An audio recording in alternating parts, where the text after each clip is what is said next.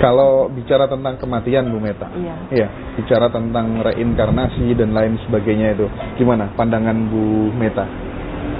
Iya, awalnya mengenai kematian ini saya mengira semua itu prosesnya hanya seperti yang ada di suta aja, sesuai ya udah, oh ini teori aja. Dulu saya mikirnya sempat kayak gitu, oh ini teori aja. Tapi setelah saya mengalami sendiri, ternyata oh seperti ini tuh prosesnya kematian. Ternyata ketika seseorang tutup mata, terus dari menjelang kematian dulu deh. Ketika seorang menjelang kematian, kalau kematiannya itu dialami dengan sakit ya, itu dia akan muncul gambaran kehidupan. Jadi kalau bisa dibilang dari beliau baby sampai mau meninggal ini, itu muncul kayak film di pikiran kita.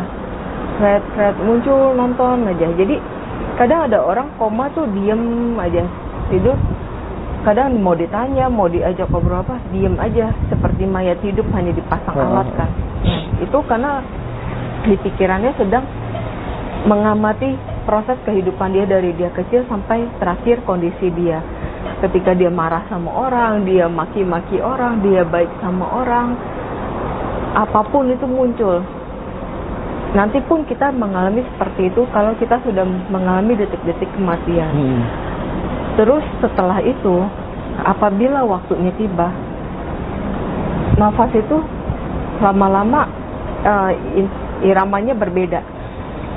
Setelah berbeda, itu biasanya 2 atau 3 kali tarikan nafas, udah pergi dengan tenang. Itu kalau orang yang ya baik-baik aja, nggak ada banyak berbuat buruk, normal lah gitu umumnya. Itu bangunnya seperti orang bangun tidur, Pak. Oh. Itu berapa kali saya saksikan dia bangunnya kayak bangun tidur. Bangun itu maksudnya rohnya itu? Rohnya kayak gitu. Rohnya kayak bangun tidur gitu. Kesadarannya. Nah, udah itu, udah di saat itu langsung beliau sudah di alam yang berbeda. Jadi kalau ketika dia pada saat bangun dengan keadaan yang happy, bahagia, itu dia langsung ke alam surgawi, ke alam dewa-dewi. Katanya Bu Meta kan setelah kematian itu kalau nggak salah ada 31 dimensi alam tuh gimana gitu ya? Oh, di dalam dunia ini ada 31 alam kehidupan. Oh. Jadi dimensinya ini berbeda-beda. Dan roh itu dia akan memasuki dimensi sesuai dengan perbuatannya ketika di dunia atau bagaimana? Iya, jadi pertama yang menentukan beliau ini lahir di alam mana, itu pikiran terakhir kita. Gitu. Jadi ketika pikiran terakhir kita dengan kemelekatan, dengan kesedihan, dengan kekecewaan atau kemarahan, itu jatuh alamnya ke alam menderita. Tapi kalau pikiran terakhir kita penuh dengan kebahagiaan, mengingat kebajikan-kebajikan yang sudah kita lakukan, itu ke alam bahagia. Itu spontan. Karena pengaruh awal pikiran. Dan kunci hidup kita semua juga dari pikiran. Kalau pikiran kita lebih banyak yang baik dan positif, maka pikiran ini akan menuntun ke kehidupan kita yang lebih baik. Begitu juga setelah kematian. Sebentar Bu, ini saya harus mulai memahami dengan serius ini ya. Ketika roh terpisah dengan jasad ini ya, dia otomatis pasti akan terlahir kembali di alam yang berbeda. Iya. Terlahir kembali itu yang namanya orang terlahir pakai fisik nggak? Enggak. Halus. Karena kan hanya kesadaran. Kesadarannya. Iya. Dan itu barangkali mungkin yang disebut dari rasa sejati itu ya itunya mungkin ya. Manifestasi Tuhan itu ya. Bu Meta ya. Kalau Tuhan itu kan kalau di Buddhis tak terlihat. Oke. Tak bisa dibayangkan ya. Semua gitu. Jadi kalau untuk roh itu kan masih bisa dilihat oleh orang-orang tertentu gitu. Roh itu dia bisa nggak menyaksikan keluarga-keluarganya yang masih ada di dunia? Bisa ya? Iya. Jadi kalau si roh ini sudah bahagia, dia kan menjadi malaikat-malaikat, dewa-dewi dari alam surgawi. Apabila ada sanak keluarga atau orang-orang yang berkaitan dengan dia lihat, oh ini perlu dibantu nih. Oh ini dilihat kondisi karma baiknya udah waktunya berbuah, jadi dia bisa bantu, bisa tolong. Oh, berarti leluhur-leluhur kita itu bisa bantu anak cucunya ya? Bisa.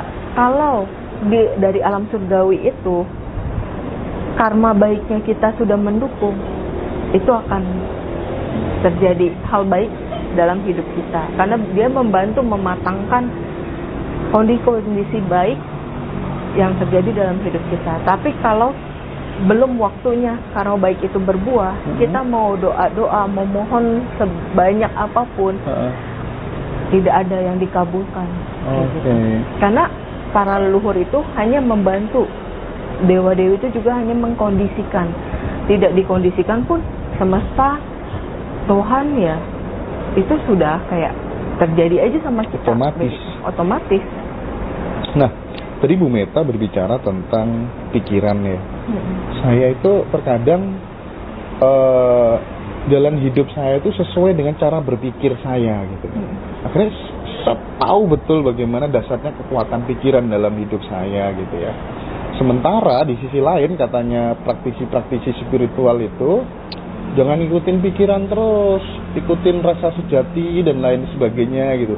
Tapi entah kenapa Bu Meta, ini buktikan sendiri gitu loh. Dengan ketika saya merubah cara saya berpikir, hidup saya jadi berubah. Betul. Apa tanggapan Bu Meta terkait hal ini? Memang betul sekali. Sebenarnya kita mengubah pikiran, lebih banyak berpikir yang baik dan positif, hidup kita jauh lebih baik dan lebih positif. Dan juga seseorang itu berubah itu berdasarkan dengan pikiran. Semakin seseorang itu terpengaruh dengan keadaan negatif, lingkungan yang negatif, ya dia hanya jadinya stuck dan merasa, wah hidup gua nggak berguna nih, hidup gua terlalu jelek nih. Akhirnya muncul pikiran-pikiran yang merasa, hidup gua kan begini-begini aja, hidup gua mah udah susah, ngapain lagi, udah susah mah susah aja. Itu karena pikiran. Coba kalau udah, mohon maaf, hidup sudah susah, tapi pikiran kita mencoba untuk, oke, gua susah, tapi gua harus tunjukkan nih, gua harus bisa lebih baik nih dari keadaan susah keluarga gua nih. Oke, gua berbuat baik dah. Ada di mana kesempatan bisa melakukan perbuatan baik, lakukan. Enggak, berbuat baik itu enggak selalu harus dengan uang. Kita pakai tenaga kita pun, ada bencana di mana-mana. Oke, saya mau jadi volunteer, ikut, ayo bantu sana, bantu sini. Itu suatu perbuatan baik yang mulia juga. Itu. Terus kita lagi nggak ada bencana apa-apa, tapi kita mau bantu orang, uang kurang nih. Oke, kita masih punya orang tua, kita lakukan yang terbaik buat orang tua. Misalkan orang tua kita butuh apa, oh mama kita lagi kesulitan, beres-beres rumah nggak ada yang bantuin, kita bantuin. Oh papa kita lagi kesulitan, dia kerja terlalu keras tapi penghasilan itu aja, kita bantuin. Ayo kita kerja keras, bantu, saling melengkapi, keuangan saling melengkapi. Akhirnya pelan-pelan membaik kayak gitu. Terus kita ada uang sedikit-sedikit, ya 500 perak, 1000 perak, hal itu bisa kita bantu kepada sesama aja, ya udah gitu. Terus kita punya nasi, cuma cukup ada 2 bungkus nih, misalnya buat kita sama pasangan kita, sama orang rumah lah, buat serumah. Tapi ternyata pas kita temuin di jalan ada yang lebih kelaparan dari kita, boleh kita berikan 1 kayak gitu, untuk ya bagi dia lah. Setidaknya kalau memang rezeki itu nggak akan kemana. Selama kita mau memberi, kita tidak menutup rezeki kita. Selama kita mengunci apa yang kita miliki, mohon maaf, pelit lah. Ketika kita pelit terhadap apa yang kita miliki, rezeki tidak ada yang berdatangan. Yang ada masalah berdatangan dalam hidup kita. Akhirnya berujung apa? Mengeluh dan mengeluh. Aduh, kenapa ya? Aduh, gue udah berusaha nih, gue udah kerja keras, tapi penghasilan gue kenapa begini-begini aja? Kenapa hidup gue begini-begini? Ya karena terlalu pelit, terlalu perhitungan. Kalau kita terlalu pelit, terlalu perhitungan, ya kita ngelihat sendiri apa yang terjadi dalam hidup kita.